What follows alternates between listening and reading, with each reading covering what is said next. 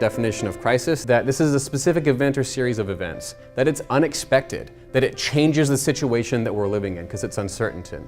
It's uncertain, and it's not just bad. We focus on the threat, we focus on the bad, but it's not just bad, because crises present organizations with opportunities as well as threats. So over the course of a few days, what went from 1 or 2 articles of how to really screw up with social media became multiple articles on multiple publications about how to handle a crisis when you put your foot in it.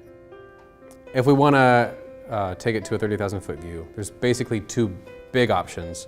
And one is manage the situation by having the organization take on that responsibility. And the other is cut them loose, if it's an instance of an employee. But an interesting cultural dynamic is that oftentimes the go-to response in the US, if it's a big enough issue, is just to say, this person has been terminated. This person has been removed from that post.